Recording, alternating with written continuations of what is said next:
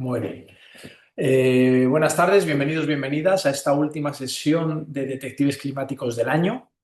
Nos queda una última sesión, no sé si os acordáis, hubo que aplazar una sesión por Sí, indisponibilidad de sin los problema. Lo ponentes. que quiero saber, Hola, Víctor. sí. ¿Es con nosotros o estás sin silenciar? Vale, de silencio.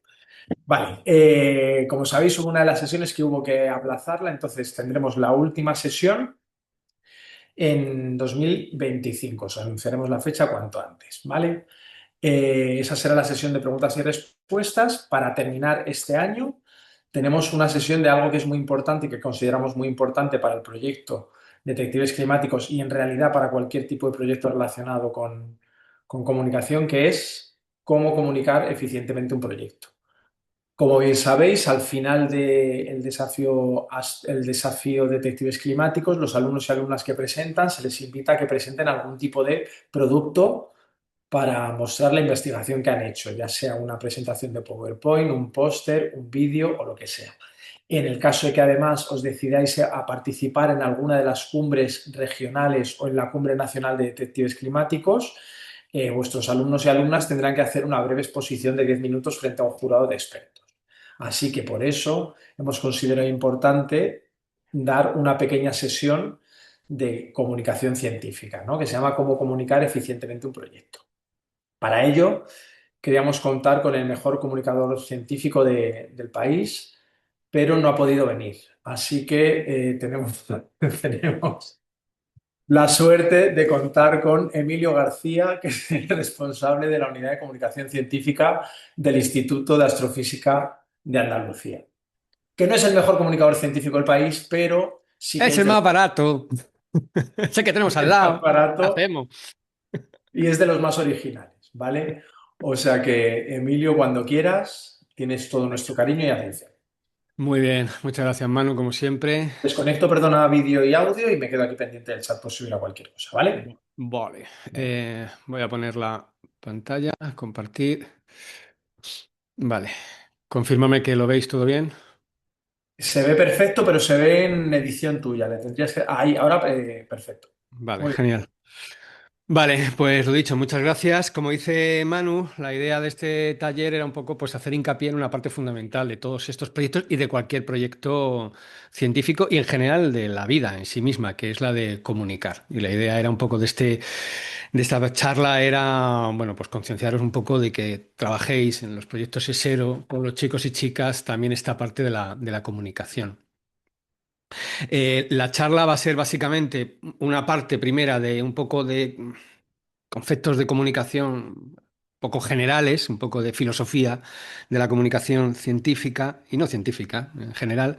Y luego, como digamos, sobre todo la parte de detectives climáticos, la idea es que si llegáis a la final regional, pues los chicos y chicas tengan que a lo mejor defender un póster. Pues un poco me centraré más en cómo eso, cómo hacer un póster científico. Yo aquí voy a decir un poco generalidades, un poco así, por supuesto me podéis cortar siempre que queráis. Pero el material yo se lo paso a Manu encantado, esta charla que hay referencias, hay links, hay todo para si queréis ahondar en cualquier cosa, ¿vale? Bueno, hoy es un día estupendo para hablar de comunicación, no sé si lo sabéis, es un día genial, además que Manu lo elige específicamente siempre, porque, bueno, hoy es el aniversario de la idea filosófica de Demócrito de que la materia estaba compuesta de átomos. Al pobre Demócrito no le hizo caso ni su padre, sino al que hizo todo el mundo caso fue a un tal Aristóteles que decía todo lo contrario, que la materia es continua. Y nadie le hizo caso al pobre Demócrito porque Aristóteles comunicaba. Da la casualidad que de hoy también es el aniversario de la primera persona que vio la Luna por un telescopio, que fue Thomas Harriot, allá en el año 1609. Pero el pobre tampoco, nadie le hizo mucho caso y al que todo el mundo hizo caso y todo el mundo considera que fue el primero fue un tal Galileo Galilei, porque Galileo Galilei comunicaba. También da la casualidad, porque es un día, una efeméride increíble hoy, que Alfred Russell Wallace, bueno, pues se le ocurrió una idea súper loca de que la vida evolucionaba siguiendo unas leyes llamadas de selección natural, por una adaptación al medio, pero nadie le hizo ni puñetero caso, se lo hicieron a un tal Charles Darwin, porque Charles Darwin comunicó. Y por último, también es la efeméride del premio Nobel de Electrodinámica Cuántica a Shingwir y Tomonaga, pero nadie le hicieron caso, o nadie se acuerda de ello, sino que todos nos acordamos del tercero que recibió el premio Nobel compartido por la electrodinámica cuántica, que fue un tal Richard Feynman, porque Richard Feynman comunicó. Bueno, no es verdad, yo creo que ya lo habéis pillado, ¿no? El punto, no es cierto ninguna de estas cosas, que hoy sea el efeméride, nada de esto, pero la idea es que al final la comunicación es muy importante, porque es la manera en cómo expresamos a los demás las cosas que hemos hecho, ¿no? Y en ciencia es fundamental. Tan fundamental que casi forma parte un poco del flujo científico, es decir, hay una investigación, un desarrollo, un trabajo que se lleva luego a un paper, que no deja de ser comunicación científica, comunicación dirigida a un público especializado, a los colegas, pero comunicación que luego se lleva a los medios a través de ruedas de prensa, notas de prensa que finalmente aparecen en los medios y llegan al público general. Es decir, la comunicación forma parte de todo este flujo que podríamos llamar el proceso científico y no es ni más ni menos importante que otro. Es fundamental porque si no, al final las cosas se quedan en un estante. Como estamos en el marco de SERO, la Agencia Espacial Europea lo tiene muy claro y ejerce y hace una labor de comunicación muy importante, ¿no? Y de promoción de todas sus misiones y de todos sus proyectos muy, muy importante, ¿no? Eso en general, pero yo creo que estamos en un proyecto educativo y está muy enfocado a que los chicos y chicas desarrollen una labor científica y yo creo que es muy importante que ellos y ellas comuniquen. Probablemente para muchos de ellos puede ser la primera experiencia comunicadora que tengan así a un público que a lo mejor sale fuera del propio ámbito de su clase, ¿no? O del ámbito educativo en el que ellos se mueven, ¿no? Y yo creo que es importante porque es que la comunicación es algo que tenemos inherente en nuestro propio ADN. Como seres humanos, yo creo que es algo que nos define, ¿no? ¿Se oye? Zapallo con papa, con pollito, todo procesado. Tiene queso mantecoso, Sí. queso cremoso, eso tiene nutrientes, vitaminas, calcio. ¿Por qué no comes? En fin, todos lo sabemos, lo que habéis tenido niños y niñas que ya a nuestra más tierna infancia ya nos estamos comunicando de alguna manera, ¿no? Comunicar además en estas edades, bueno, vosotros sois todos profesores y no voy a explicar nada que no sepáis, ¿no? Pero ayuda a organizar, a seleccionar, a sentar las ideas. En general, el que tú tengas que enfrentarte a un proceso comunicativo te va a ayudar a pensar, a clarificarte de alguna manera, ¿no?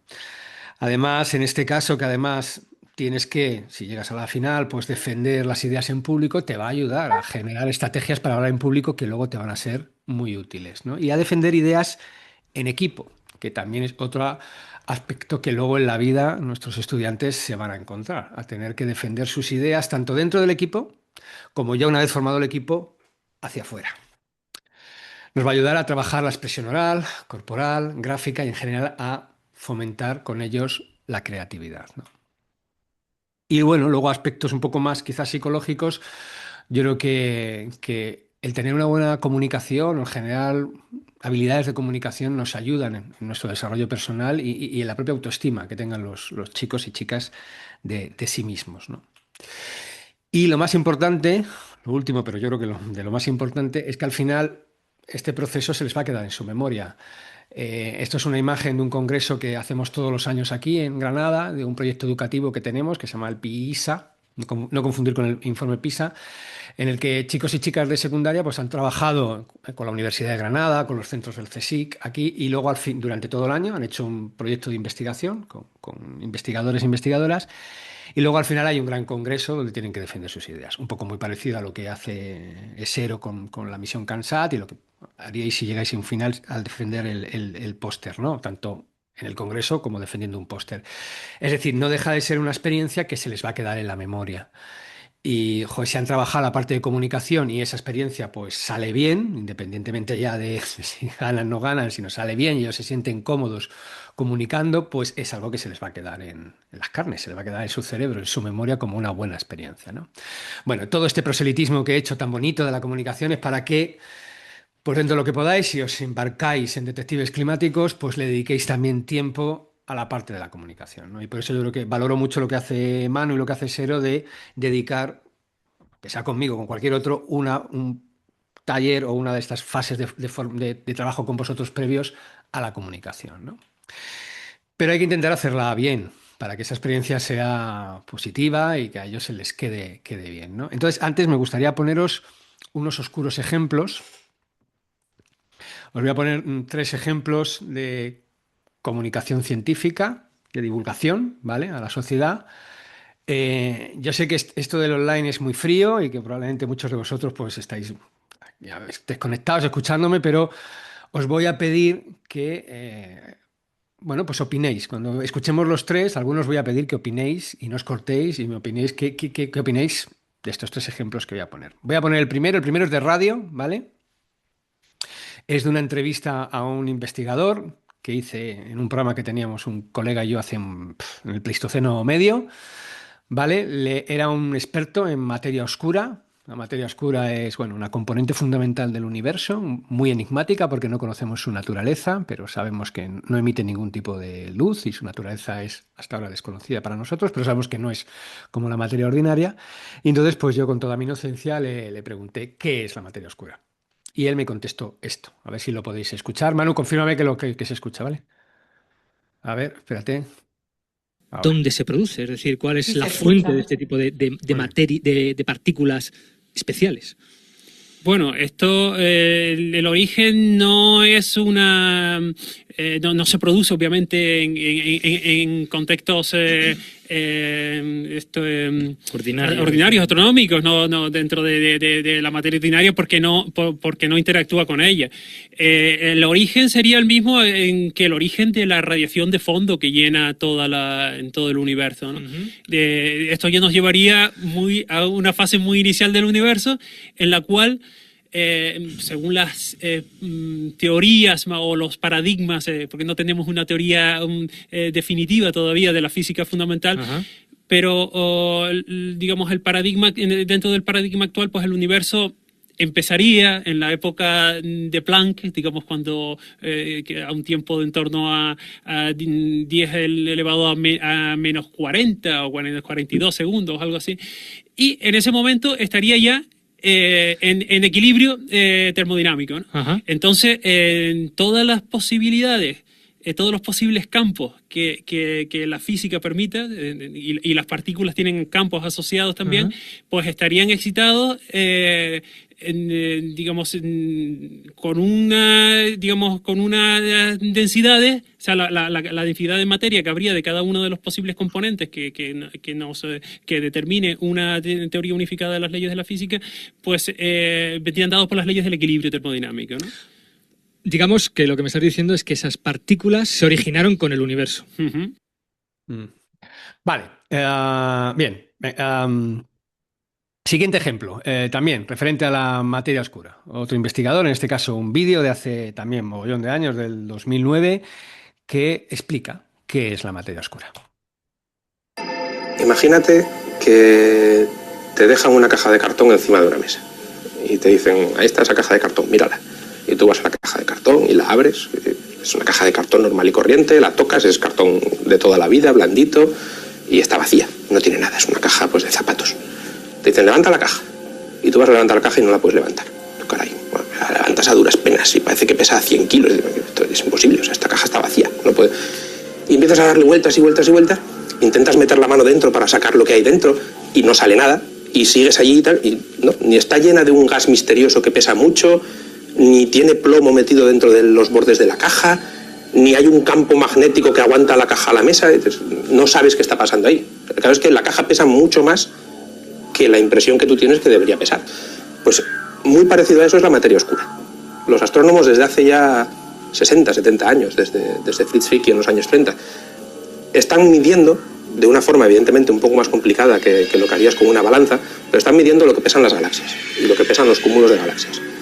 Y lo que sale indefectiblemente en cada medida que se hace es que los cúmulos de galaxias y las galaxias también pesan muchísimo más, del orden de 10 veces más, 50, 100 veces más, que lo que pesa la materia que nosotros vemos. Y por más vueltas que se le da al problema, solo hay dos salidas. O existe un tipo de materia que no entendemos, de la que solo sabemos que pesa, pero ni interactúa con otra materia, ni tiene ningún efecto, ni choca con otras cosas, ni hace nada más que pesar, y a eso lo llamamos materia oscura. El nombre simplemente quiere decir que es materia que no sabemos lo que es. O todo lo que estamos haciendo basado en la gravitación está mal. Vale, y para que veáis que no voy a poner solo ejemplos de antidiluvianos, un ejemplo muy reciente de TikTok explicando qué es la materia oscura, o bueno, los componentes de la materia oscura en el universo, de una compañera, Laura Hermosa. A ver qué tal.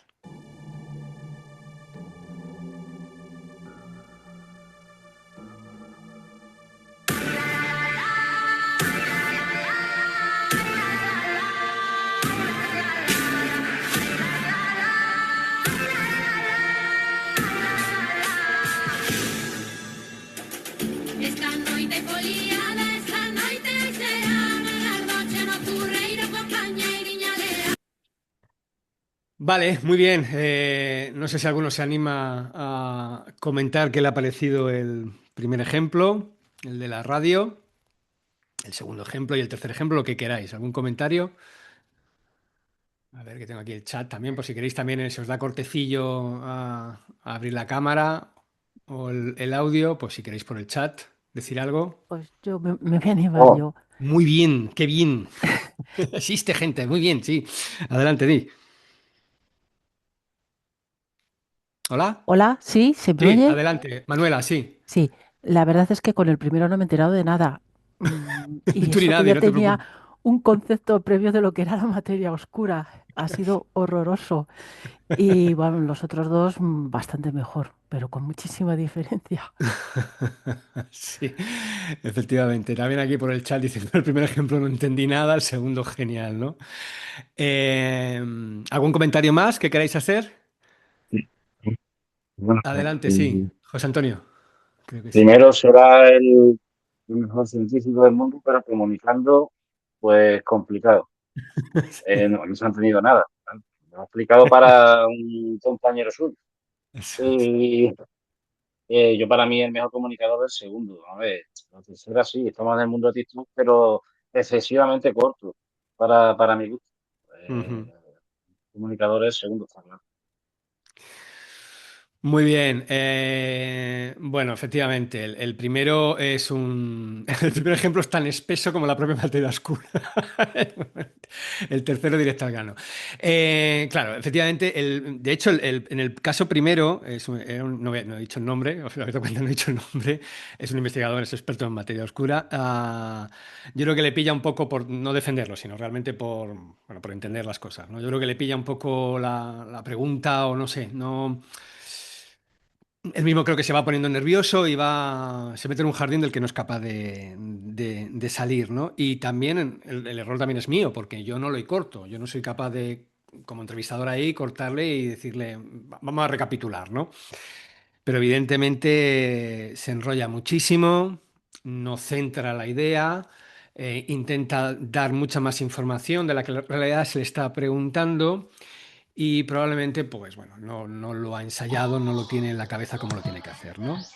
El segundo caso, que es el de Alberto Fernández Soto, que es investigador también fantástico, a mí me parece una maravilla. Siempre lo pongo, fíjate que tiene años el vídeo ya, ni se sabe, ¿no? Pero me sigue pareciendo una maravilla por la metáfora. Utiliza una metáfora que me parece muy ilustrativa, aparte de bonita, ¿no? Esa idea de la caja vacía que pesa, ¿no? Porque en realidad la materia oscura tiene un poco de eso, ¿no?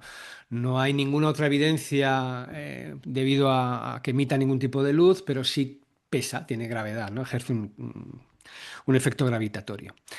La tercera, efectivamente, es muy corta, la información que da es muy justa, son los porcentajes de materia, energía oscura y tal, pero está perfectamente adaptada al medio en el que está, que es un vídeo de TikTok. y al público al que va dirigido, es decir, entra como un tiro, ¿no? Aparte que tiene ese rollo gótico porque además lo hizo en Halloween, ¿no? Entonces, bueno, son tres maneras de comunicar para que veáis que al final, pues es importante, es importante porque los tres son expertos, pero la imagen que recibimos de ellos, pues no es la misma. Y con poco que realmente trabajes un poco la comunicación, puedes realmente transmitir mucho mejor las ideas, ¿no? Pero bueno, bueno, muchísimas gracias por participar, de verdad, ¿eh? El problema es que todo acto comunicativo tiene un terrible enemigo y es que nuestra escasísima capacidad de atención. El cerebro tiene una capacidad de atención escasa y en estos tiempos que corremos todavía más, porque realmente tenemos un déficit de atención verdaderamente importante. Nuestro cerebro siempre está saltando de un lado a otro. Entonces, reconducir, remantener la atención es complicado, ¿no? Y esta es un poco la idea de esto. Entonces vamos a diseccionar un poquito cualquier proceso de comunicación, incluido el que van a hacer vuestros estudiantes. Vamos a diseccionarlos un poco para ver cada aspecto cómo lo podemos trabajar. Cualquier acto comunicativo tiene básicamente tres elementos: el contenido, el público y el formato. No estoy inventando nada, esto es obvio, es decir, el qué, para quién y el cómo, es decir, qué estoy contando, a quién va dirigido y cómo lo voy a hacer. Y luego hay un aliño especial, hay un elemento especial que lo habéis visto aquí en estos tres. Los tres, el contenido era prácticamente el mismo, materia oscura, el público prácticamente podría ser el mismo, quizás en el tercero un poco más a gente joven, pero podría ser público general, pero cada uno lo ha hecho de una manera, le ha aplicado un aliño distinto, ¿no? Que le ha hecho que sea mejor o peor y que le dé un toque personal. Y luego está una cosa muy importante, y esto tenéis que siempre tenerlo, que es que los actos comunicativos no son entes abstractos, sino que se enmarcan dentro de una realidad, de un contexto, que es la puñetera realidad, y que también hay que tener en cuenta a la hora de comunicarte. Por ejemplo, en este caso, yo no estoy delante de vosotros físicamente, estoy viendo una pantalla, estoy en un proceso online, ¿no? Esta es mi puñetera realidad ahora en este taller de comunicación. Entonces, todos esos tipos de cosas, cuanto más la tengamos en la cabeza, el contenido, el público, el contexto, ese aliño especial, pues mejor. Vamos a ir viendo un poquito cada uno de ellos, ¿vale? Ideas muy generales, ¿de acuerdo? Y lo más adaptada, lo más aplicada posible a vuestro caso, en este caso, en el caso de detectives climáticos. Contenido, es decir, el qué. ¿Qué van a contar vuestros chicos? Evidentemente es un contenido científico, es un contenido tecnológico, porque tendréis que emplear con ellos una metodología y tendréis que implicar seguramente emplear aspectos tecnológicos, pero también, si hacéis con ellos este reto, es un contenido humano, es decir, ellos se van a embarcar en un proyecto que tendrá unas características, pero que lo tendrán que desarrollar, será una experiencia humana que también es un elemento importante a contar. Yo creo que lo mejor en estos casos, en lo que es el contenido, es que trabajéis con ellos un poco desde el punto de vista de qué preguntas pretendemos explicar o responder en este proyecto. Si ellos tienen esa estructura mental por parte de como preguntas a responder en este proyecto, creo que luego les va a ayudar mucho a comunicarlo. Por ejemplo, que ellos tengan claro cuál es el objetivo, la hipótesis, la motivación del proyecto, qué se pretende con este proyecto, que ellos lo tengan bien claro. Que entiendan bien también cómo ha sido el diseño y la metodología empleada para intentar alcanzar estos objetivos de este proyecto. Que conozcan bien cómo es el proceso, es decir, si han necesitado financiación, patrocinio, qué fases ha tenido el proceso, qué pruebas han hecho, qué dificultades, todo ese tipo de aspectos que ellos lo tengan bien también enmarcado, es decir, el contenido, el objetivo, las hipótesis, la metodología, el proceso en sí. Por supuesto, los resultados. ¿Cuáles han sido los resultados? Tanto los buenos como los malos, tanto los válidos como los que han fallado. Y cuál ha sido el análisis, es decir, cómo han validado esa hipótesis y esos objetivos iniciales con la metodología aplicada. Cuáles han sido las fuentes de error, los aspectos a mejorar, etcétera, etcétera. Y luego una última pregunta que creo que se pueden también hacer y que creo que es muy útil y muy válida también cuando luego comuniquen el proyecto es si ha merecido la pena. Es decir, cómo ha sido su experiencia a la hora de llevar a cabo este reto. ¿vale? ¿Por qué? Porque la ciencia es una actividad humana, no es simplemente una actividad, es decir, es una actividad que hacemos los seres humanos, y entonces ese enfoque humano y personal yo creo que le da un valor enorme a la hora de comunicar los resultados, a la hora de que ellos comuniquen, si lo enfocan desde un aspecto, de un punto de vista personal, hasta el grado que evidentemente se decida, creo que le da un carácter distinto, diferente al proceso en sí de comunicación, de lo que tienen que hacer, ¿vale? Y luego, por supuesto, que no olviden la puñetera realidad, que esa es muy importante. No se puede contar todo, ¿vale? Ya hay una máxima que siempre decimos en estos talleres y a la que yo no cumplo porque me paso siempre de largo, intento contar todo, que es que comunicar es renunciar. Ellos van a tener que hacer un proceso con vosotros de este ha sido nuestro reto, esto es todo lo que hemos hecho durante estos X meses que ha durado el reto, pero no puedo comunicar todo. Cuando llegue el momento de contárselo al jurado o de llevarlo a un póster o de exponerlo en algún sitio, voy a tener que renunciar a cosas. No voy a poder comunicar todo. Y eso es algo que tienen que tener aquí puesto en la cabeza, ¿vale? ¿Cómo logramos eso? Pues trabajando con ello las ideas claves, seleccionando las ideas claves de lo que ha sido el proyecto.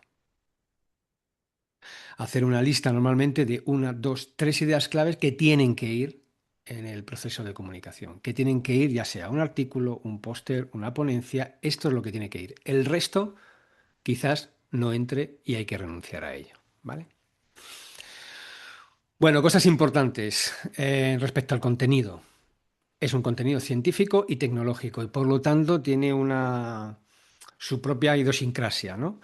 Y tenéis que tenerlo muy en cuenta. Esto Manu me insiste mucho cuando ve los resultados de otros años, pues que, por ejemplo, yo qué sé, cosas tan simples como que se hacen gráficas y no llevan los ejes. Si son logarítmicas, no se indica las unidades, las referencias, las fuentes de error, las escalas, todo ese tipo de cosas forman parte del lenguaje científico-tecnológico y por lo tanto hay que cuidarlo, ¿vale? Entonces, cuando el contenido se exprese de la manera que sea, tiene que tener todos estos elementos. Son fundamentales porque si no queda mal, ¿vale?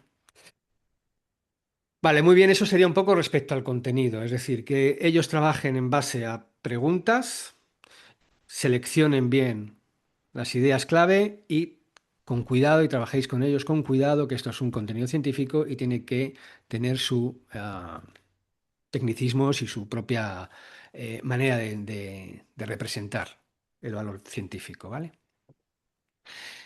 El siguiente elemento fundamental de la comunicación es el público, a quién va dirigido, ¿vale? Entonces es importante conocer cuál es nuestro público, a quién vamos a contar detectives climáticos, a quién vamos a contar el resultado de nuestro reto. En este caso, bueno, pues yo cuento con que llegáis a la final y que hay un jurado, ¿vale? Y entonces hay que expresar a ese jurado el trabajo que habéis hecho. Y eso se basa en un contenido del que ya hemos hablado, pero también en un lenguaje y en una expresión. Es decir, Bueno, te va a acabar. hola. Ah, mira, ahora que te voy a hacer. Gracias. Eh, es muy importante, claro, la manera en cómo ellos se van a expresar y el lenguaje que van a utilizar a la hora de comunicar lo que han hecho en el proyecto, ¿vale? Respecto al lenguaje, tiene que ser técnico y riguroso, ¿vale? Estamos hablando de ciencia, no se pueden decir las cosas de cualquier manera y tampoco hay que tener miedo a entender que la ciencia tiene sus tecnicismos y el lenguaje científico es el que es, ¿vale? Así que no tienen que vulgarizar todo al máximo. Tiene que ser cercano, educado, formal, por supuesto, y lo más inclusivo posible. Dentro de lo que cabe, pues nuestro lenguaje no, nuestro español no es muy inclusivo a veces, pues intentar pues, que ellos referencien pues que utilice masculino, femenino, etcétera, etcétera. Es decir, intentar que dentro de lo que quepa, pues el lenguaje sea lo más abierto e inclusivo para todos. El otro aspecto importante es la expresión, es decir, cómo ellos se van a expresar o cómo tienen que expresarse ante el jurado. En este caso, como son siempre estudiantes, gente joven, yo siempre digo que no hay nada más bonito que alguien que se muestra de una manera natural o se comunica de una manera natural y que ellos no dejen de ser pues, lo que son, chicos y chicas jóvenes, ¿vale? Estudiantes, sin exagerar, es decir, que no sea una naturalidad impostada, sino que sea una naturalidad inteligente, porque eso va a hacer que llegue, y que luego también muestren seguridad. Es decir, esto es muy importante, que muestren seguridad en el trabajo que han hecho, que sea una seguridad honesta, sin que sea una cosa que se note claramente que está forzada, pero sí trabajar con ellos y decir, oye, vosotros habéis hecho este trabajo, vosotros sabéis lo que habéis hecho, o deberíais saberlo, cuál ha sido toda la trastienda que hay, pues mostraros seguros a la hora de comunicarlo, ¿vale? En fin, en general ofrecer una buena razón para que el jurado les atienda, porque la verdad que te atiendan es un regalo y a veces un milagro. Y hay que evitar un poco pues, que se pierdan en el contenido, se pierdan en el lenguaje, se pierdan en la manera de hacer las cosas y digamos que hay que evitar un poquito esto. Porque toda su estrategia y todo su proyecto político se resume en una máxima: cuanto peor, mejor para todos, y cuanto peor para todos, mejor. Mejor para mí, el suyo. Beneficio político. Esto siempre lo pongo un poco de ejemplo porque fíjate que son políticos, están hartos de comunicar, de hecho es lo que hacen todo el rato en principio, es decir, comunicar, hablar eh, al público, digamos, y lo fácil que es liarse, ¿no? Lo facilísimo que es el entramparse en una expresión. Entonces, por eso creo que es muy importante el que trabajéis mucho con todos estos aspectos con ellos y que incluso ensayen todo lo que puedan, ¿vale? Porque cuanto más seguridad tengan en sí mismos y mejor aprendido tengan el discurso sin que se note forzado este aprendizaje, pues vamos a evitar cosas como esta, ¿no? Vale, otro aspecto en la comunicación a la hora de expresar las ideas es que éstas estén hilvanadas. Es decir, una idea te lleve a la siguiente de una manera natural. Cuando ellos vayan a contar lo que han hecho, ya sea en un póster, ya sea oralmente, pues que de alguna manera no sea simplemente un te doy los datos y ya está, sino intentar encontrar un argumento, una línea argumental, un pequeño guión que lleve de una idea a otra, porque eso al cerebro que escucha le es mucho más fácil prestar atención y le es mucho más fácil entender. Esto es lo que se llama, bueno, viene del inglés storytelling, se utiliza en todo, en publicidad, bueno, en cualquier acto comunicativo del tipo que sea. No es contar cuentos, ¿vale? No se trata de érase una vez, no, no, no, sino simplemente de utilizar técnicas narrativas muy sencillas para que ellos expongan las ideas. Por ejemplo, intentar que cuando estén comunicando haya una introducción, luego haya un nudo y luego haya un desenlace, como ocurre con las historias, ¿no? Es decir, que un paso te lleve al siguiente.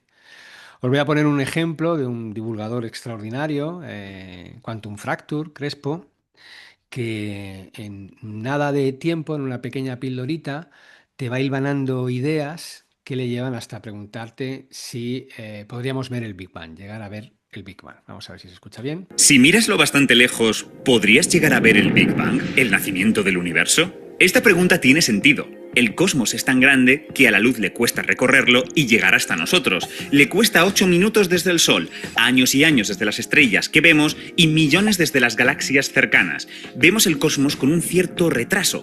Mirar al cielo es mirar al pasado. Y cuanto más profundo miramos, más al pasado nos estamos remontando.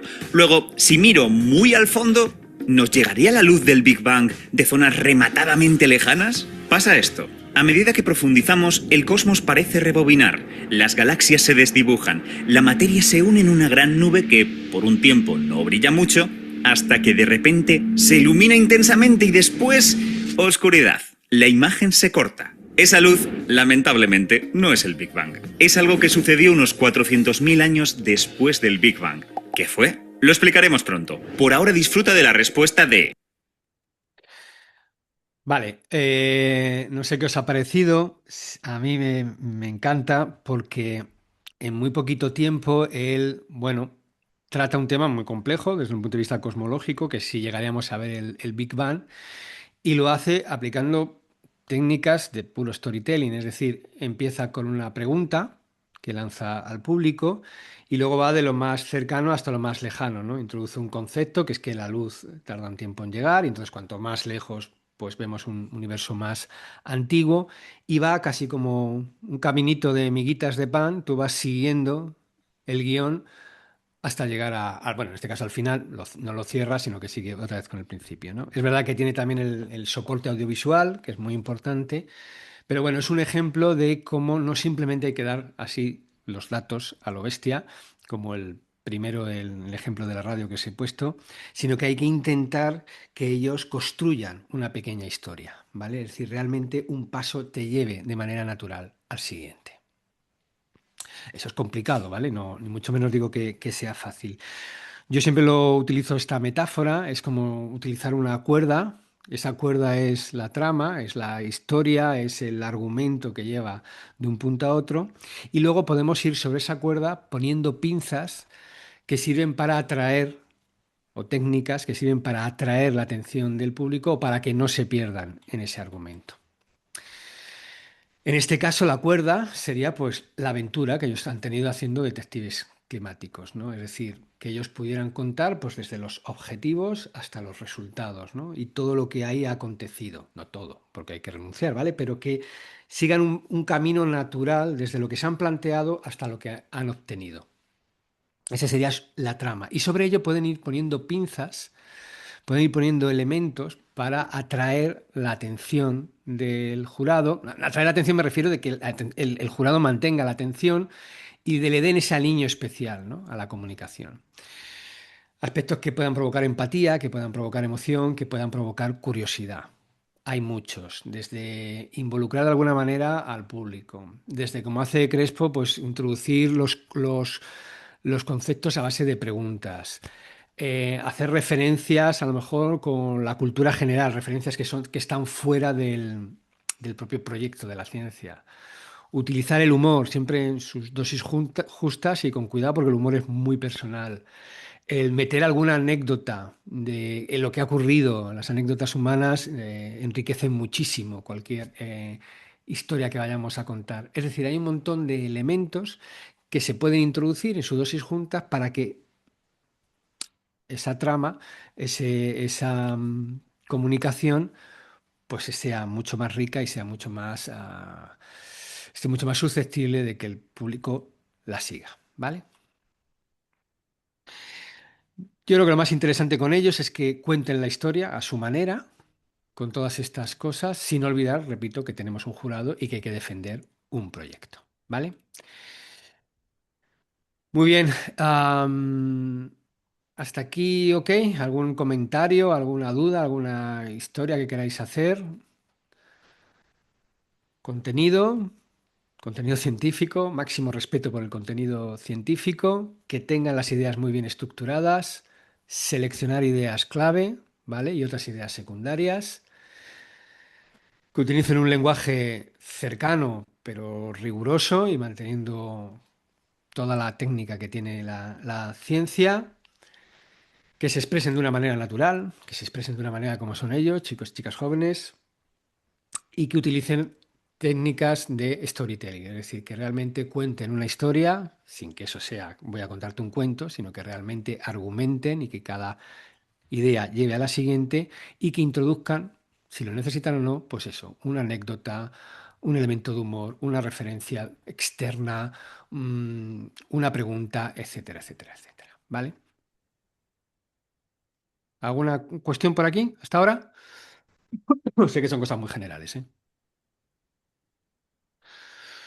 Bueno, pues esto está muy bien, pero la comunicación hay que hacerla, ¿vale? Y aquí llegamos ya al siguiente de esos tres aspectos, eran el qué, el para quién y el cómo. Vamos con el cómo, con el formato, ¿vale? Porque el formato también determina mucho cualquier aspecto de comunicación. No es lo mismo una charla, una conferencia oral, que un artículo escrito, que un póster o que un PowerPoint, ¿no? Entonces, en este caso, yo pienso en ellos como, digamos, defendiendo un póster o defendiendo un PowerPoint, pues en este caso tendríamos un conjunto de elementos también. Por un lado, la voz, el cuerpo y la mirada. Es decir, ellos van a tener que explicar algo con su voz, con su cuerpo y con su mirada. Tenemos un póster, porque creo que en Detectives Climáticos es un póster lo que hay que defender. No sé si en este caso creo que no. Tenéis que defender un PowerPoint y luego una gama enorme de recursos infinitos que también se pueden utilizar y que no tienen que ser, pues eso, el típico PowerPoint, ¿vale? Y, según me cuenta Manu, tienen 10 minutos para defender el proyecto. Tienen 10 minutos para, esta es nuestra puñetera realidad, ¿no? Tienen 10 minutos para comunicar lo que es el proyecto.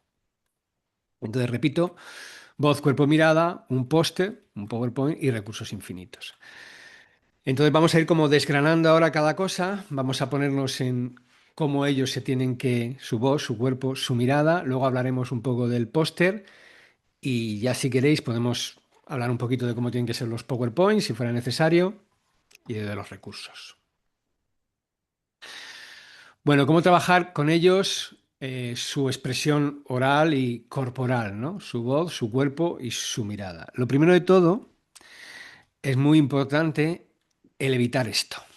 Sí, señora maestra, mi balance de transformación es muy positivo, pero en apenas 3 minutos es muy complicado resumir, por lo cual permítame que vaya a hablar un poquito rápido para poder darle todos los datos que demuestran la evolución a positivo y transformación de la ciudad de Madrid. En primer lugar, en términos de calidad de vida, por primera vez somos una de las 10 ciudades con mejor calidad de vida del mundo, según el índice Mori. En segundo lugar, somos la primera ciudad que ha recuperado el Producto Interior Bruto previo a la pandemia. Supongo que le interesará desde el punto de vista económico, así como somos la ciudad líder en creación de empleo y en afiliación a la seguridad social. Por otra parte, traemos más del 70% de la inversión extranjera en España, al mismo tiempo también que desde el punto de vista del... Bueno, voy a parar ya porque me hago yo mismo. La verdad que el tío dicta perfecto, pero va a una velocidad de locos. Es un poco una exageración, pero una de las primeras cosas es que la voz hay que hablar tranquilo, hay que hablar lento, no hay que hablar a una velocidad enorme y en estos casos con los chicos suele ocurrir porque además se ponen nerviosos y pueden llegar a acelerarse enormemente. Tampoco pasarse de lento, ¿vale? Ahora veremos un poco cuál sería el ritmo bueno para que ellos se expresen oralmente. Todo lo que voy a decir aquí son un poco cosas, claro, vais a decir, joder, pues anda que no hay que hacer cosas para comunicar. Bueno, yo os lo pongo, evidentemente luego la realidad se impone, ¿no? Pero para una comunicación idónea, oral, si ellos tienen que defender el póster ante un jurado, lo suyo es que calentaran la voz previamente, que hicieran ejercicios de calentamiento antes de voz, que hay muchísimos por internet y luego en el PowerPoint hay unas referencias. Hablar despacio, ¿vale? Ir respirando. En torno a 165, 180 palabras por minuto, ¿vale? Ni muy lento ni más rápido para que las ideas se expresen bien, ¿no? Y no atorar al público, no atorar a la gente. Muy importante con ellos también trabajar la vocalización, que en estas edades hay chicos y chicas que vocalizan estupendamente, pero hay otros que parece que tienen una patata en la boca. Entonces, con ellos creo que es muy importante el parar un poquito y trabajar con ellos. A veces la vocalización es tan fácil como exagerar incluso un poco la manera en cómo articulamos los labios y la boca y la voz, ¿no? Muy importante también, que esto yo lo veo muchas veces en los proyectos con estudiantes, es que llevan hojas y leen. Lo cual, claro, para ellos les da mucha seguridad, pero no queda bien. No queda bien, no pasa nada. Si alguno tiene que leer porque es que se ve incapaz de, pues ya está. Pero no queda bien. En el mundo científico, a lo mejor en humanidades, eso sí que las ponencias están más acostumbrados a leer, pero en el mundo científico no, es raro, ¿no? No se suele leer, ¿vale? Eso no significa que lleven sus notas, por supuesto, por si se les olvida algún dato, por si tal, pero evitar con ellos, o sea, mejor dicho, que tengan el discurso bien trabajado y aprendido. Otro aspecto importante en comunicación es siempre intentar que no sean monocordes. Esto también muchas veces con los estudiantes lo tienen a veces un tono muy uniforme, muy monocorde, que hace que sea un poquito, bueno, en este caso son 10 minutos, no van a aburrir mucho, ¿no? Aunque sea monocorde, pero lo suyo es que ellos mismos enfaticen con la voz lo que han hecho en el proyecto, es decir, si han descubierto algo, si han tenido algún problema, si han tenido todo eso con la voz y con los gestos, que ahora lo veremos, se puede enfatizar y eso enriquece. Bueno, no es que enriquece, es que forma parte de todo el tronco comunicativo, ¿no? Otro consejo que siempre les doy a ellos es que marquen palabras, lo que se llaman las palabras valor. Aquellas palabras dentro del discurso que son las que construyen precisamente el discurso, ¿no? Las más importantes. Pues que las marquen en su propia entonación, ¿no? De alguna manera, con sus manos, con su voz, con su lenguaje, porque eso en el público, en el receptor, en este caso el jurado, se va a quedar como diciendo, ese es el concepto importante, ¿no? Es el concepto que yo me tengo que quedar. Expresamos con la voz y expresamos con el cuerpo. Los gestos son nuestros aliados. Yo soy muy gesticulante. Afortunadamente aquí, como estoy en la pantalla, no me veis mucho, pero si me vierais en persona, soy bastante, a veces demasiado, porque son nuestros aliados, pero es verdad que a veces podemos llegar a gesticular excesivamente y termina siendo una distracción. Pero normalmente con estos chicos, mi experiencia por lo menos con ellos es que es al revés. Suelen estar como muy constreñidos a veces y están como muy pues eso, muy poco efusivos corporalmente, ¿no? Entonces también hay que intentar que se ayuden de las manos, que se ayuden del cuerpo a la hora de expresarlo, ¿vale? Bueno, aquí estoy sobre todo con cosas de eso, de que tuvieran que hacer una presentación oral. Bueno, eso es de la vestimenta. Pues parece algo frívolo, pero es importante. Cuando tienes que hablar todo te ayuda, pues que tengan una vestimenta como ellos vistan, vamos, un poco ya está, como de personal. Es verdad, en algunas cosas sí tienen que llevar micro, que creo que no es el caso, pero en algunas cosas cuando hay congresos o así y tienen que llevar micrófono, pues hay que evitar tener pendientes o collares o cualquier cosa que haga que el micrófono esté ahí clac, clac, clac, clac, clac, chocando, ¿vale? Pero creo que en este caso, si hay que defender el póster, no creo que sea lo importante, al revés, tendrán que elevar a voz para que se les escuche bien. Pero bueno, yo creo que lo más importante es que independientemente de todo, les comuniquéis o que les transmitáis que cuando hablan, cuando comuniquen su proyecto, pues que transmitan pasión, que transmitan que realmente lo han disfrutado, lo han pasado bien, ha sido una experiencia para ella chula y que sobre todo, pues cuando a uno le gusta algo que ha hecho, pues lo transmite con esa pasión y eso al final permea, independientemente ya de si vocalizas más o menos, ¿no? Vale, esta sería un poco la parte de expresión oral, ¿vale? De cómo se tienen que defender ante un jurado. Repito, me podéis cortar cuando os dé la gana, ¿eh? Y en este caso, como sobre todo en detectives climáticos, lo que hay que hacer si se llega a la final es un póster del trabajo, pues he metido aquí en esta charla algunos consejos o algunas ideas sobre cómo hacer un póster científico que no sea una pedrada, básicamente, que no sea un ladrillo inaguantable, porque es algo que tiene que llamar la atención y es el elemento donde se va realmente a ver lo chulo que ha sido el proyecto, ¿no? Bueno, esto está sacado de esta referencia, un taller sobre elaboración de pósteres científicos que hizo la Pompeu y Fabra, ¿vale? Creo que el link está en la presentación, en las notas, y como se lo voy a pasar a Manu, lo podéis tener, pero bueno, si buscáis en Google, aparece en cualquier lado, ¿vale? Bueno, un póster no deja de ser algo que tiene que llamar la atención. Es algo que tiene que ser llamativo, porque si probablemente además hay muchos pósters, pues tiene que intentar destacar respecto a los demás. Hay que entenderlo como un resumen, un gráfico de todo el trabajo realizado y por lo tanto la ley de comunicar y renunciar se lleva a su máxima expresión. Y la idea es que en este caso sea leído, pueda ser leído en menos de 10 minutos. En este caso, además, bueno, entiendo que lo tienen que defender, ¿no? Delante del jurado, pero si el jurado se acerca y no eso, pues lo pueda leer de una manera rápida, ¿vale? Bueno, un aspecto importante, vamos a ver como algunos aspectos del póster y luego como las 7 reglas para llevar un póster, ¿vale? Para diseñar un póster. Una parte fundamental es la estructura. Para ello es clave, pues todas esas preguntas, todas que nos hacíamos cuando hablábamos del contenido, cuáles eran mis objetivos, qué metodología he empleado, cómo ha sido el análisis, los resultados, la experiencia humana que he tenido, todo eso hay que dividirlo bien en bloques porque esos van a ser los elementos que yo voy a poner en el póster, ¿vale? Y tienen que verse de un vistazo. Luego vamos a ver ahora cómo hay que disponerlos para que sea fácil la lectura. Pero digamos que hay que trabajar con ellos muy bien toda esa parte, ¿no? Decir, venga, ¿qué es lo que qué es lo que buscábamos? ¿Cómo lo hemos logrado ello? ¿Qué resultados han tenido? ¿Qué conclusiones? Etcétera, etcétera, etcétera. ¿Vale?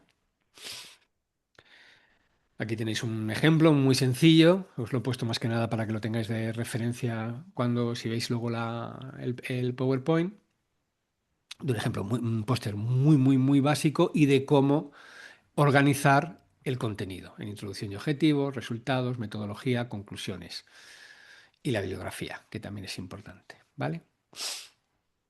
Bueno, hay que intentar que el póster sea lo más atrayente posible, sin exageraciones, ¿vale? No se trata de hacer un cuadro art déco ni nada por el estilo, porque la idea es que llame la atención, de alguna manera, ¿no? Buscar buscar la interacción, porque la idea es que llame la atención para luego explicar si es necesario el contenido del póster. Entonces aquí veis un ejemplo muy práctico de cómo el diseño, la elaboración del póster es fundamental a la hora de que un póster te llame la atención o no. El de mi izquierda, evidentemente, se ve a lo largo que va a ser un truño. En realidad puede que no, puede que el trabajo sea maravilloso, pero no te llama nada la atención, no te atrae nada para ir a leerlo, porque es que es tantísima letra que sabes que vas a tardar un ratazo enorme, ¿no?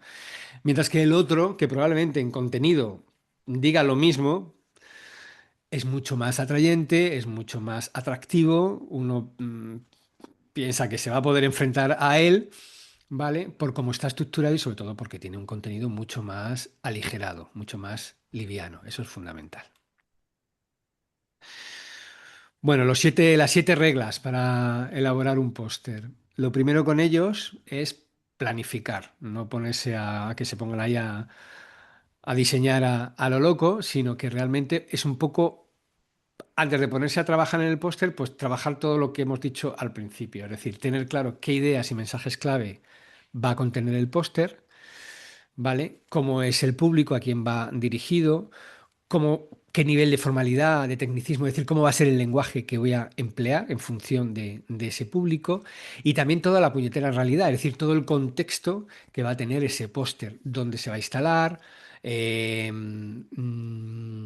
alguna indicación concreta de la organización, etcétera, etcétera, etcétera. Es decir, tener muy claras todas estas ideas que os pongo aquí antes de ponerse a diseñar como un loco, abrir el PowerPoint, el Canva o cualquier software de edición que se elija, ¿vale?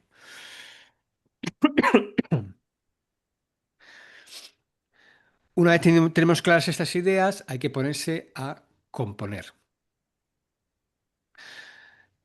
La composición tiene como varios aspectos que también hay que tener en claro. Por ejemplo, las medidas. Esto es fundamental, saber cuál va a ser la medida de mi póster. Esto la organización nos lo tiene que proveer, ¿vale? Hay diferentes medidas, normalmente están entre 1 metro y 1,3 de ancho o de alto. Pero bueno, la organización nos tiene que decir, bueno, cuál es el tamaño del póster, porque va a ir en algún sitio, así que eso es clave. Y también la orientación, si es vertical o horizontal, ¿vale? Es un poco de madera de pino, pero evidentemente esto hay que tenerlo claro. Y ya la estructura. Con esas ideas que antes os he comentado, pues cómo las voy a disponer en el póster. Y en general siempre hay que seguir esta regla, que es la regla de la Z, ¿no? Es decir, normalmente leemos de izquierda a derecha, de arriba a abajo. Bueno, pues intentar que ese storytelling que yo quiero hacer en mi póster, esa distribución de contenidos que yo quiero hacer en mi póster, siga esta línea. Evidentemente, una introducción y unos objetivos al principio, luego voy a la metodología, los resultados, el análisis, las conclusiones, ¿vale? Hay plantillas que suelen ayudar bastante bien, pero la idea es que un poco sigan esta estructura. Y siempre intentando que sea lo más armónico posible y que no haya aspectos que tengan como mucho espacio, ¿no? De repente das mucho espacio para los objetivos y muy poco para el análisis, o al revés, ¿no? Sino que cada cosa esté bien equilibrada en lo que es el póster.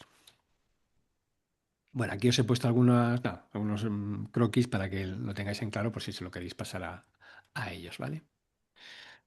Colores, otro de los aspectos importantes. Hay que tener mucho cuidado con ello porque una mala elección de la paleta de colores puede tirar al traste cualquier póster y que no tengas ganas ni de acercarte a 10 metros a la redonda, ¿no? Hay que evitar una cantidad de colores exagerada.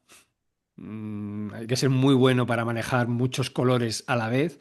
Así que lo mejor es que elijamos una paleta de colores muy sencilla, como mucho tres colores, un color primario, que sea un poco como el fondo, lo que es un poco así lo primero que te llega cuando ves el póster, ¿vale?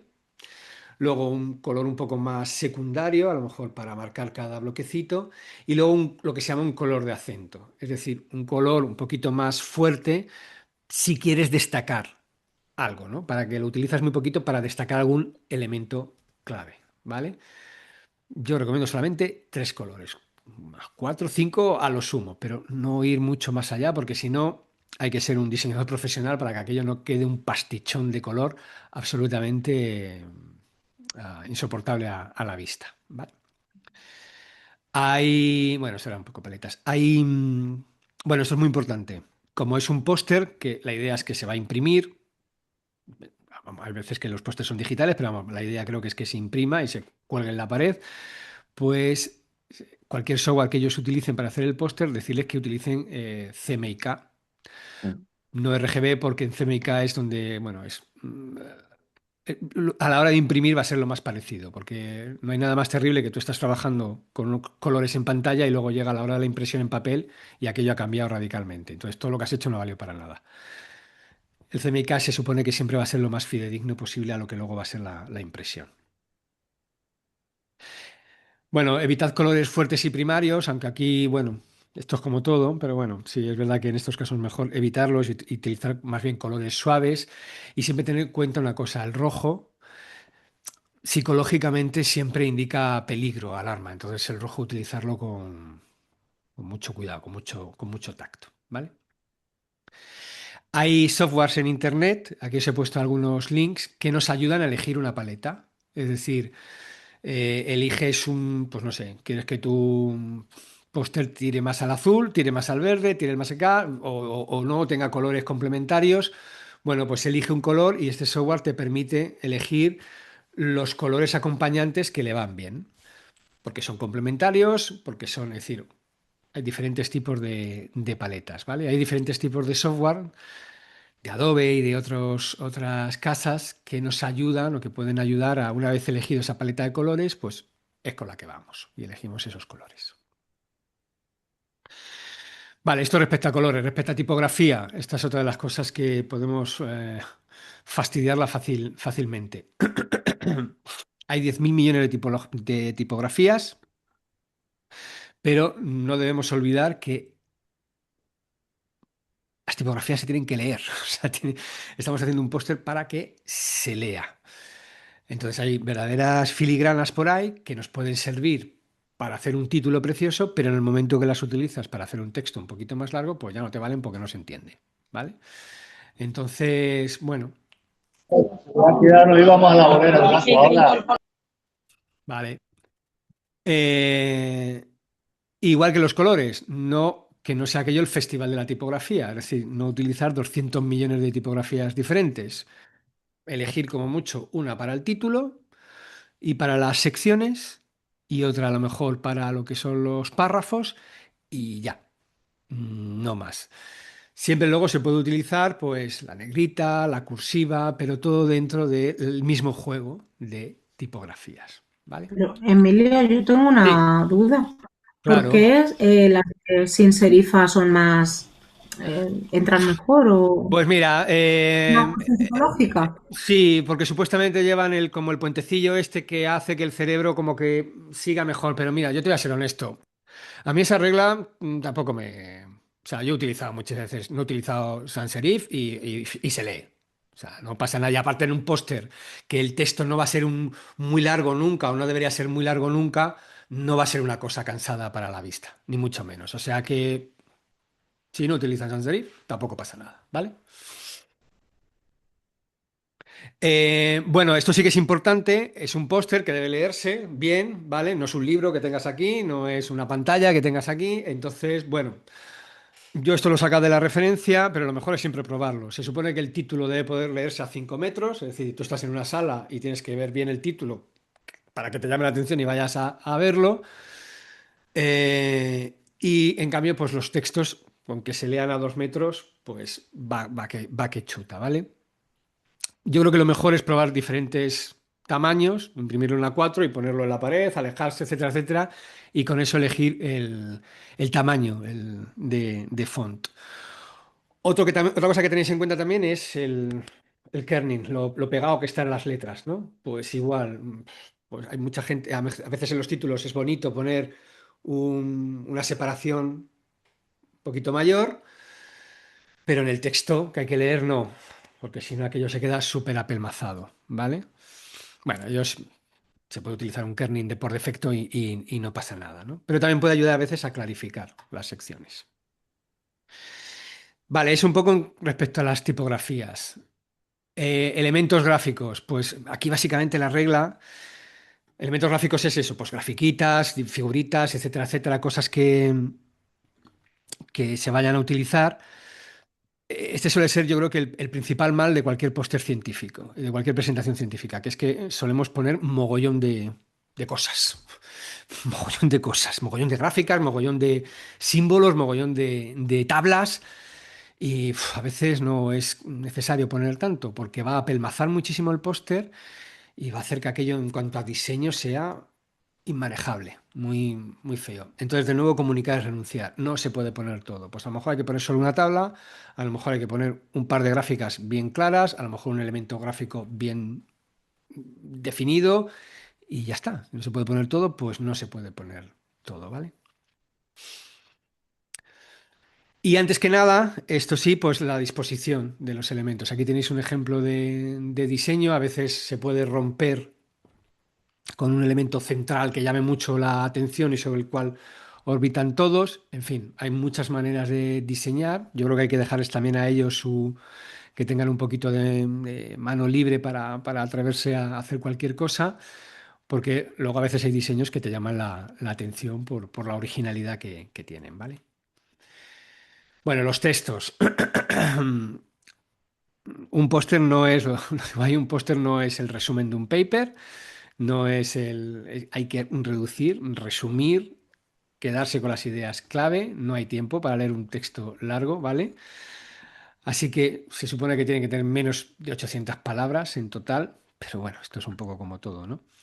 Yo creo que lo más importante es que queden muy claras las hipótesis, que queden muy claros los resultados y que sobre todo, repito, pues ir al grano, porque además la persona va a estar ahí, si alguien tiene una duda, le va a poder responder. Mensajes muy escuetos y muy delimitados. Bueno, no me voy a enrollar más, aquí os doy algunos aspectos bueno, algunos consejos de tamaño del font, ¿vale? De separación entre líneas para que se lea bien, pero bueno, por no enrollarme más, las tenéis aquí y como voy a pasarle a Manu el PowerPoint, ahí las tenéis, ¿vale? Para poder aplicarlas. Tanto en los resultados, en las conclusiones, etcétera, etcétera, etcétera, ¿vale? Que el lenguaje sea conciso, un límite de unas 30 palabras por frase. Es que aquí la verdad es que estas cosas no me suele gustar mucho darlas porque luego uno se enfrenta y a veces pues si una frase necesita más de 30 palabras, pues no pasa nada por ponerla, ¿no? La idea es que quede algo que cuando lo veas quede ligero, no quede una cosa monolítica enorme que te dé miedo enfrentarte a ello, ¿no? Vale, igual que con las imágenes y con los elementos gráficos. Y aquí os he puesto algunos ejemplillos de pósters, que claro, son como muy pro, no hay que buscar esto, pero bueno, por si inspiran, que son algunos maravillosos, como por ejemplo este. Fijaos el poquito texto que tiene, la poquita vuelca todo en lo gráfico, pero claro, llama la atención, ¿no? Y te quedas con las ideas clave, ¿no? Y cómo utiliza un elemento gráfico como es la hormiga para incluso los datos numéricos, ¿no? Las gráficas, ¿no? Este es otro ejemplo muy loco que hicieron unos alumnos míos en un proyecto de investigación. que se animaron a hacer un cómic, o tipo cómic, estática así tipo cómic, pero con ellos de protagonistas. Entonces, mantiene la misma estructura que os he dicho, hipótesis central, metodología, resultados, pero ellos mismos se fotografiaron, se recortaron, se pegaron bueno, no se pegaron, lo hicieron con el diseño, con el Photoshop en este caso. Y ellos mismos son como los que van explicando el póster, ¿no? Y a mí me pareció una chulada. Y todos los textos como si fueran, pues eso, casi como si fuera un cómic. Vale, por supuesto, revisar, que revisen, revisar el contenido. Es bueno siempre, una vez hecho el póster, que se lea en voz alta para comprobar que efectivamente se lee en 10 minutos. Una vez impreso, pues conviene ver que la distancia es la adecuada, pero claro, una vez ya impreso ya vas a gastar el dinero en hacer otra copia, ¿no? Y bueno, siempre está bien que el póster pues lo vea otra gente antes de imprimirlo para que te den su feedback, ¿no? De que si realmente se entiende bien, etcétera, etcétera, ¿no? Y bueno, luego ya queda el proceso de impresión. No sé muy bien si desde ESER os dan algunas normativas de cómo imprimir.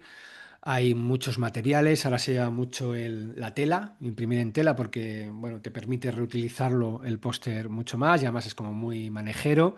Es verdad que queda un poquito así más rugosilla, pero bueno, si se estira bien, la verdad que queda bien y no es excesivamente cara. Si lo vais a imprimir siempre en PDF y en la mayor calidad que el software que hayáis utilizado os dé, ¿vale? Y aseguraros las dimensiones, ¿vale? Una vez hecho todo, mirar que las dimensiones son las del póster, porque más de una vez hemos tenido un disgusto de hacer el póster y que luego nos hemos pasado de largo, nos hemos quedado pequeños, ¿vale?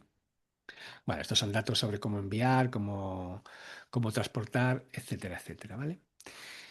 Y bueno, la explicación un poco, pues, bueno, pues un poco aplicar lo que os he dicho antes, ¿no? Aplicar las ideas de expresión, de lenguaje, de no empezar con un pues, buscar siempre con ellos a lo mejor una frase inicial que sea como muy potente, que sea como muy llamativa, ¿no? Pero bueno, yo creo que simplemente aplicar lo que os he contado antes, pues es la mejor manera de que ellos defiendan su póster y queden contentos de cómo lo han hecho. Bueno, aquí os he puesto algunos otros ejemplillos muy sencillos, muy gráficos, de cosas que yo creo que están bien, por cómo quedan.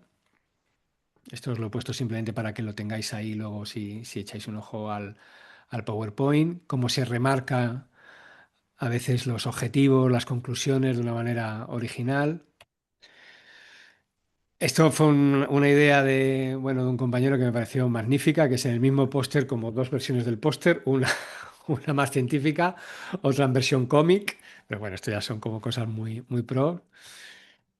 Y luego cosas que también son un poco horrendas. Yo creo que para que ellos lo tengan en claro que hay que evitar este tipo de cosas, ¿no? Chorrocientos mil millones de palabras, la letra muy pequeñita, que es ilegible, no sabes ahí qué es lo importante, qué no, mogollones de gráficas y de elementos gráficos que nadie se va a poner a mirar ese numerito y cuánto vale o cuánto no vale, que no llevan absolutamente a nada. Bueno, y aquí algunas conclusiones, algunas referencias. Ok, ¿alguna pregunta hasta aquí? ¿Alguna cosa, algún comentario que queráis hacer? Emilio, Dime. te hago mansplaining. Sí. Estamos hablando mucho de póster, has hablado en un momento dado de imprimirlo.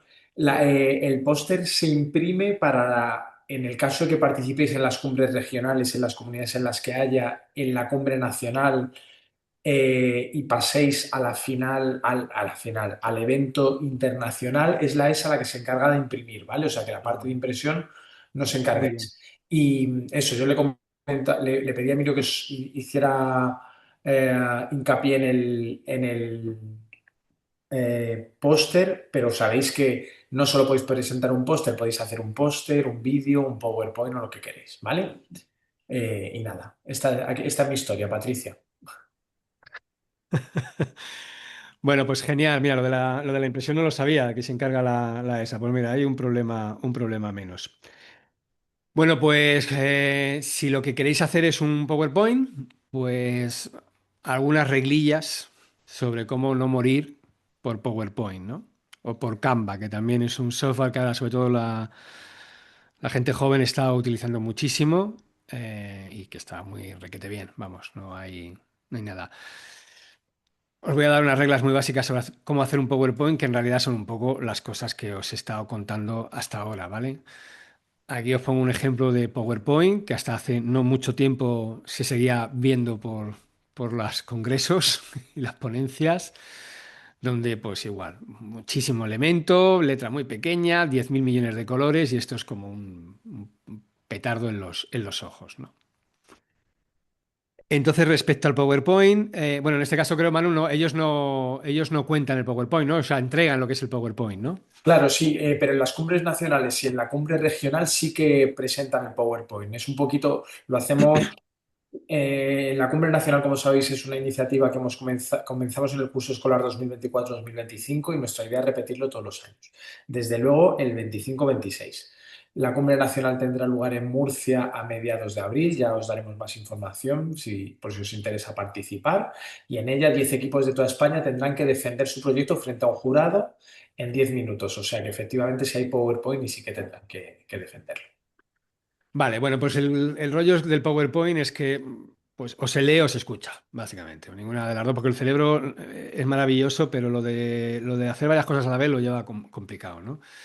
Entonces es verdad que el PowerPoint tiene que ser un apoyo, porque lo importante es lo que ellos digan, pero tiene que ser un apoyo bonito, un apoyo que realmente sea útil.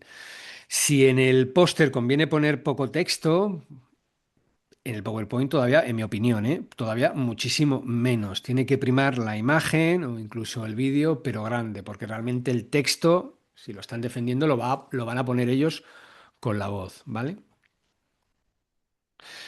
Esta es una regla no escrita, que bueno, como todo en la vida, se puede en un momento dado torear, pero en general una idea por diapositiva. Es decir, o un concepto por diapositiva, es decir, los objetivos, la metodología, las hipótesis, ¿vale? Porque si todo destaca, pues efectivamente, nada destaca. Entonces, que no se líen ahí a meter 40.000 cosas en una misma diapositiva, ¿vale? De nuevo, al igual que el póster, es que en el fondo es un poco lo mismo, la información bien estructurada, es decir, que haya un título, siempre los logos abajo, los nombres si quieren abajo, y lo importante y lo central, que esté bien visible en la parte central de la diapositiva, ¿no?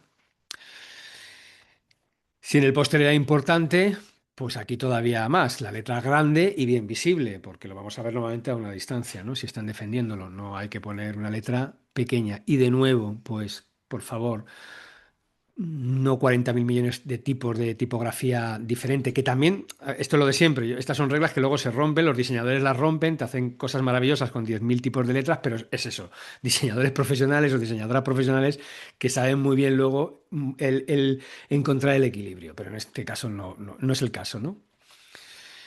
Siempre intentar mantener, no como yo en este PowerPoint, que cada uno es un estilo diferente, pero ellos que intenten mantener siempre como una homogeneidad, es decir, si eligen un tipo de colores, si eligen un tipo de diseño, que se mantenga diapositiva a diapositiva, que cada diapositiva no sea de su padre y de su madre, ¿vale?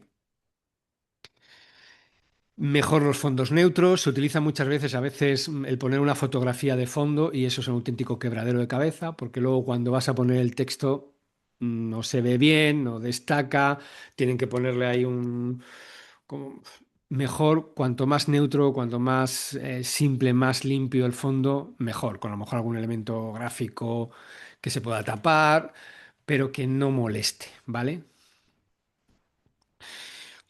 Antes, con PowerPoint o con Canva ya menos, pero se pueden hacer un mogollón de efectos y animaciones, pues ya sabes, letras que entran, que salen, que...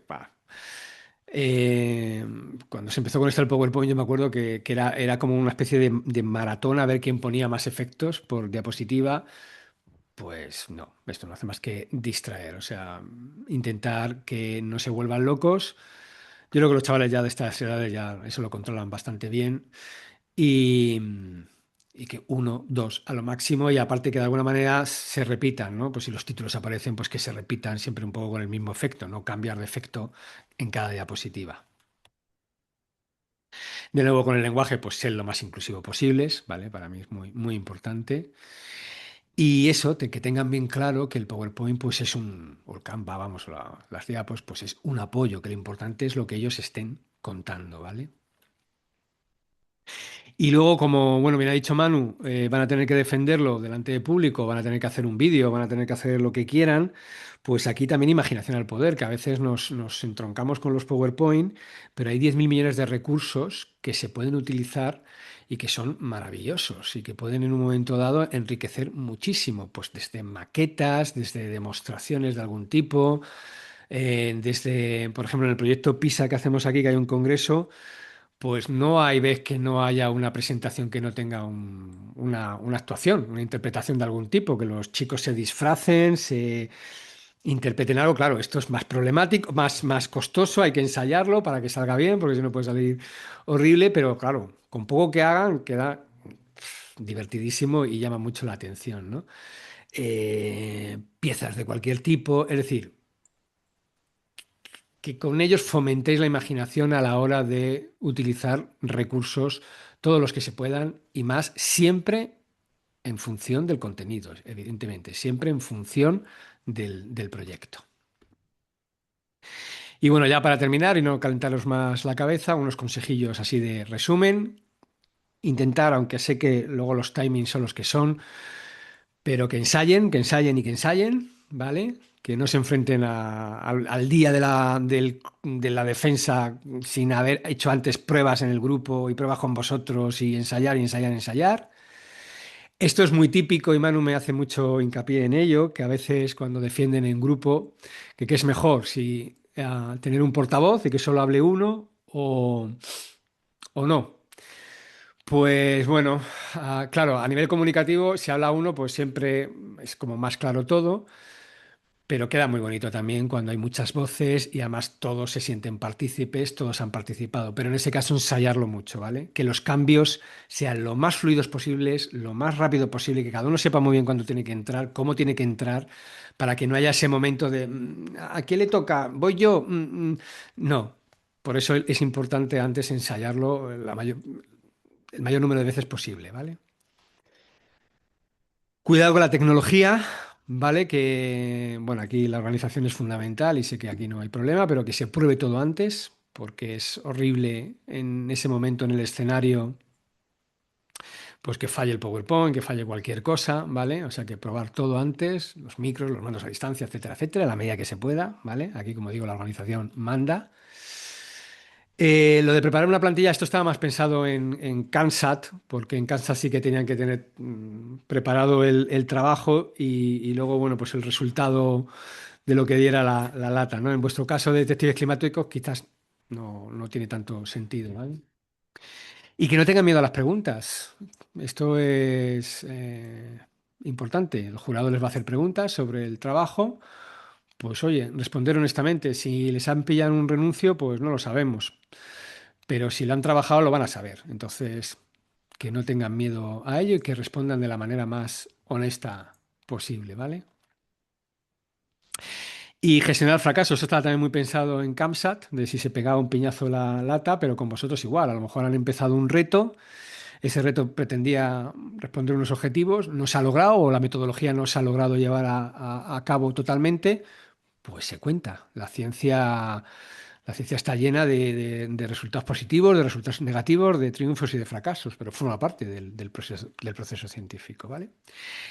Y sobre todo que transmitan la pasión, ¿no? Es decir, que transmitan que se lo han pasado bien, que lo han disfrutado, que seguro que sí, y que eso siempre queda, ¿no? Y siempre se transmite. Bueno, resumiendo, divulgar es renunciar y que entretengan, que se lo pasen bien. Pues ya está, muchísimas gracias. Este era un poco el rollo que os quería soltar. Sé que es mucha información así, pum, pum, pum, pum, pum, pero bueno, básicamente es todo el rato un poco las mismas ideas, ¿no? Y bueno, estoy a vuestra disposición. Cualquier duda que tengáis, cualquier pregunta, cualquier cosa. Ahora subo al Drive que me ha dado Manu la presentación, ¿vale? Y hay algunas diapositivas ocultas, pero que son también útiles, ¿no? Las he ocultado porque era información adicional anexa para no enrollarme más, ¿vale? Emilio, muchísimas gracias. Como siempre, excelente. Antes he dicho el mejor comunicador, yo pienso que es él, pero se cabrea, por eso he dicho que no lo hemos Bueno, vale, ya sí. Así que eso. Un par de notas de organización. Está preguntando la gente con respecto a la cumbre nacional. Estamos cerrando fechas con la Consejería de Murcia. Como sabéis, la Cumbre Nacional de Detectives Climáticos es un evento que estamos organizando junto a la Fundación Séneca de la región de Murcia y que tendrá lugar alrededor de la segunda semana. Estamos planteando como fechas tentativas el 16 y 17 de abril, pero como bien sabéis, cuando nos metemos en tema de consejerías, las fechas finales son delicadas, ¿vale? Entonces, en cuanto lo sepamos, os lo comunicamos a todos y todas, con el tiempo suficiente. Mientras tanto, sabéis que os podéis inscribir todo el rato que queráis en Detectives Climáticos, que Detectives Climáticos es un desafío no competitivo. La ESA nos insiste mucho en eso, ¿vale? El premio es participar en el desafío. Así que os invitamos a que con vuestros alumnos y alumnas investiguéis problemas climáticos de vuestra localidad. La semana pasada tuvimos la sesión con el CSIC, en el que científicos y científicas del CSIC nos hablaron de los problemas candentes relacionados con el medio ambiente y el cambio climático. Eh, o sea que os invitamos a que participéis en Detectives Climáticos. Que además queréis participar en la cumbre nacional de detectives climáticos o en alguna de las cumbres autonómicas, pues dentro de poquito en nuestra web escribiremos las bases para participar. Muchas gracias, Emilio. No sé si tenemos preguntas.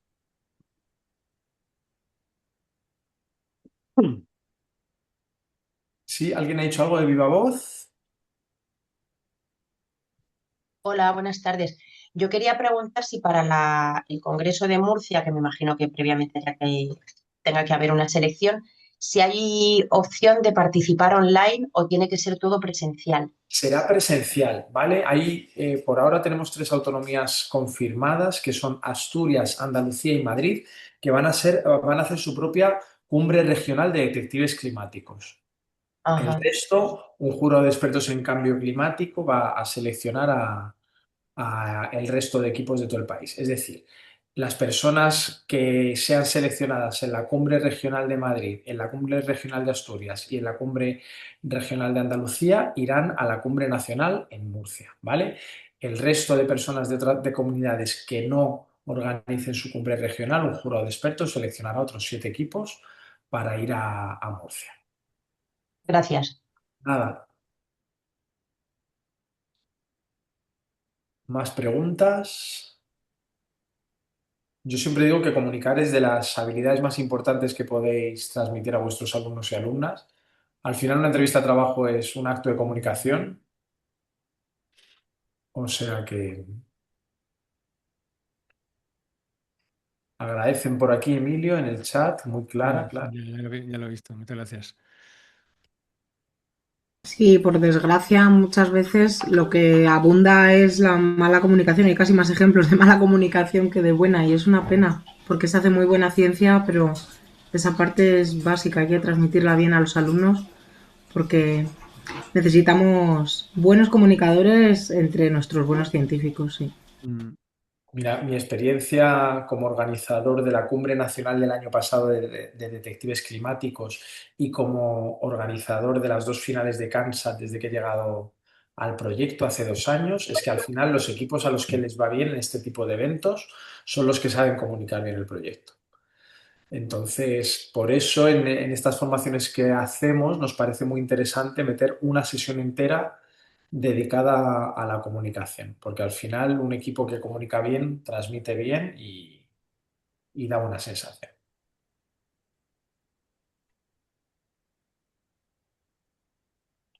¿Alguna pregunta más?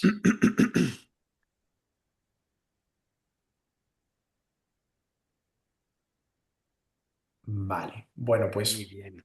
un par de notas de organización, como siempre. Os agradecemos si podéis, bueno, primero, os agradecemos la presencia en un día tan complicado para profes de todo el país. Sabemos que estáis a final de trimestre, que estáis derrengados, así que gracias, gracias, gracias por un jueves 18 de diciembre de 4:30 a 6:30 acompañarnos en esta sesión, ¿vale? Los que no lo hayáis hecho, por favor, rellenad el enlace de participación, ¿vale? A la oficina SER esta información nos es valiosísima. Como sabéis, estamos subiendo todas nuestras formaciones en el enlace de YouTube que adjunto en el chat. Mañana o pasado subiremos la de hoy, ¿vale? Para que lo podáis mirar en Navidad si queréis.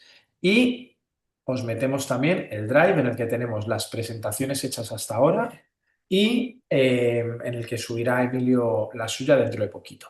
Si sois de la Comunidad de Madrid, no olvidéis de fichar a la salida en el aula virtual de Educa Madrid. Y última nota de organización. Como sabéis, ha habido un retraso en las sesiones porque una, por diversos motivos, no pudo tener lugar en su día, ¿vale? Nos queda una única sesión, que es la sesión de preguntas y respuestas.